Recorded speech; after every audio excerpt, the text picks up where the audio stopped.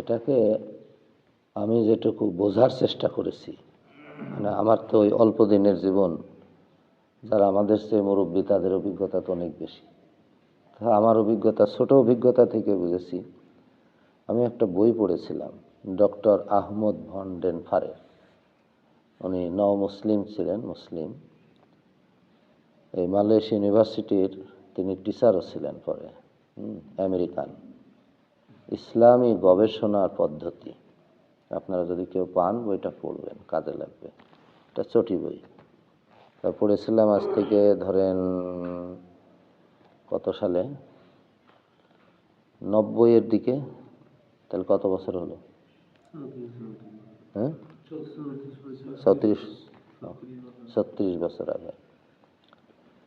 তো সেই বইটা মানে ওখানে এত চমৎকার, মানে শেখার মতো।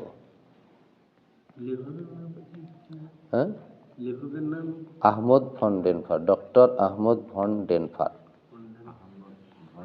হ্যাঁ, এটা বাংলাদেশ ইসলামিক ফাউন্ডেশন এটা অনুবাদ করেছে। জানি না পরে সেই বইটা আরো বড় করেছে কিনা। চমৎকার একটা বই, মানে গবেষকদের জন্য, চিন্তাশীলদের জন্য, যারা একটু চিন্তা ফিকির করে তাদের জন্য খুবই সুন্দর একটা বই। সেই বইতে একটা নীতি আছে। সেই নীতি হলো তিনটা, মানে তিনটা বর্ণ উনি ব্যবহার করেছেন। একটা হলো এম, একটা এস, একটা সি। এম দিয়ে বুঝিয়েছেন যে মাস্ট বি ডান, এস দিয়ে বুঝিয়েছেন শুড বি ডান, আর সি দিয়ে বুঝিয়েছেন ক্যান বি ডান। তার মানে উনি বুঝাতে চেয়েছেন যে তুমি তোমার কাজের প্রায়োরিটি ঠিক করে নাও, যে কোন কাজটা কতটুকু গুরুত্বপূর্ণ।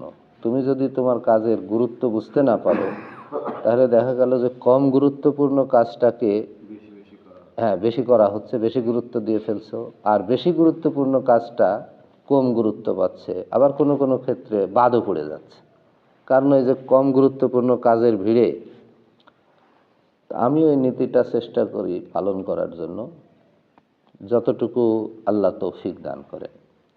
এবং আমার এই চাকরি জীবনে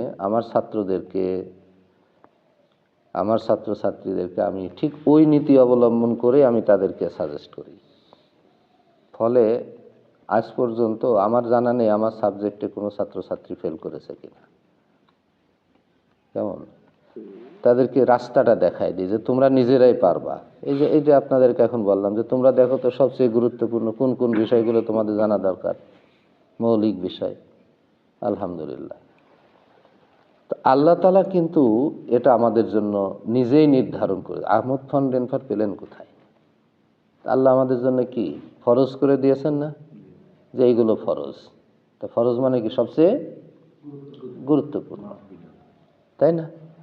আর কিছু তো রয়েছে নফল, যেটা পড়লে অনেক ভালো, আর না পড়লে কোনো গুনাহ নাই। এখন দেখা গেল যে আপনি ফরজের গুরুত্ব না বোঝার কারণে নফল এত বেশি করছেন যে আপনি ফরজ ছুটে যাচ্ছে, ফরজ ছুটেই যাচ্ছে। এখন বলেন তো, এলম অর্জন করা এটা নফল পর্যায়ে পড়ে না ফরজ পর্যায়ে পড়ে? ফরজ পর্যায়ে পড়ে। পেলাম কোথায়? আল্লাহর নবী বলেছেন এটা তলাবুল ইলমি ফরিদাতুন আলা কুল্লি মুসলিমিন ওয়া মুসলিমাতিন। ইলম অর্জন করা প্রতিটি মুসলিম পুরুষ এবং নারীর জন্য ফরজ।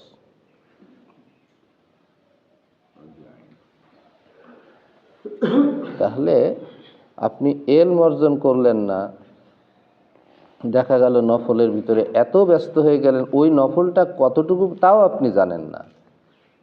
সূরা ফাতিহা আপনি পড়তেছেন, আপনাকে তো সূরা ফাতিহা জানতে হবে।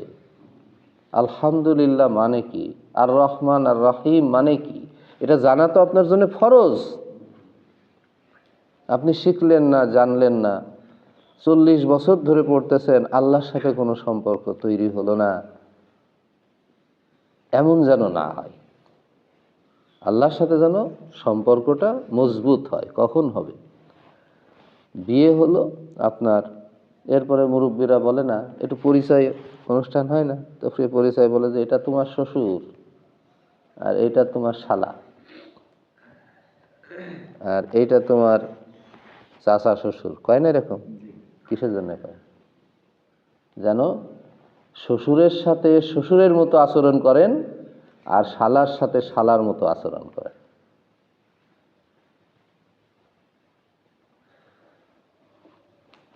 কি হারুন ভাই, তাই তো? এখন যদি কেউ মনে করেন চাচা শ্বশুর, সে জানে না যে সে চাচা শ্বশুর, এখন শালার সাথে যে আচরণ করে ওইটা করা শুরু করলো,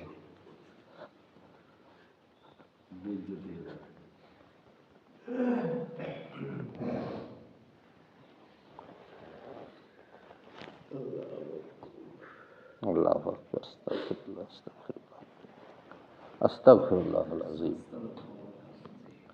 তার মানে তখন বুঝবে যে জামাইয়ের বুদ্ধি কম। কিন্তু আপনি ফরজটা বোঝেন না, কেউ আপনারে কম বুদ্ধি এ কথা কয় না, কয় ওরে বুদ্ধিমান মনে করে। তাহলে এবার চিন্তা করেন যে আপনার আচরণ, জামাই চাচা শ্বশুরের সাথে যে আচরণটা করলো এটা তার ঠিক হয়নি, এটা যখন সাধারণ মানুষ বোঝে বা শ্বশুর বোঝে তো মনে একটু খটকায়, জামাইটা কি বুদ্ধি কম নাকি, তা চাচা শ্বশুরের সাথে কি আচরণ করতে হয় বোঝে না, অথবা জানে না যে সে কে, সম্পর্কটা যাই হোক, এটা তাকে কিন্তু হালকা হয়ে যায়, তাই না? কিন্তু আপনি ফরজটা জানেন না, কেউ আপনাকে মন্দ করছে না, তার মানে কি সমাজটাই ওই নিচে নেমে গেছে। এই সমাজের এলমের যে লেভেল, জ্ঞানের যে লেভেল, মানে সবই ওই পর্যায়ের। ফরজটা বোঝার মতো কোনো লোক নাই যে এটা আপনাকে শ্বশুর, এটা আছেন, দৃষ্টি আকর্ষণই দিল জামাইকে যে তোমার চাচা শ্বশুর, তো ওর তো চাচা শ্বশুর, ও তো তোমার শালা না, ওই আচরণ করলে কেন? মুরব্বীরা তো বলে দেয়, তাই না? কিন্তু আপনি ফরজ লঙ্ঘন করে চলে যাচ্ছেন, এলেম আপনার ভিতরে নাই। আপনাকে বাপও লুকমা দিচ্ছে না, মাও লুকমা দিচ্ছে না, শ্বশুর শাশুড়িও লুকমা দিচ্ছে না, সমাজের কোনো মুরব্বীও লুকমা দিচ্ছে না, বড় ভাই লুকমা দিচ্ছে না, মানে এই গোষ্ঠী শুদ্ধ কেউ জানে না, সব মূর্খের গোষ্ঠী। অনেক বড় কথা হয়ে গেল বলা। আপনি সন্তান জন্ম দিয়েছেন, সন্তান বড় হচ্ছে, স্বাভাবিকভাবে বড় হচ্ছে, তাকে আপনি দিন শিখালেন না, কোরআন শিখালেন না, হাদিস শিখালেন না, এলেম দিলেন না, এ সন্তান এমনিই বড় হয়ে গেছে। আর আপনি যখন বড় হয়ে গেল তখন বললেন যে না, সন্তান আমার কথা শোনে না, সন্তান আমারে বড় কথা কয়, বাপ শুধু অভিযোগ করে। আরে আপনার তো দায়িত্ব ছিল এই সন্তানকে এলেম দান করা, আপনার জন্য ফরজ দায়িত্ব ছিল। আপনি কয়দিন এই সন্তানকে এই এলম দান করার জন্য চেষ্টা করেছেন, আর এখন আপনি সেই সন্তানের খেদমত পেতে যাচ্ছেন?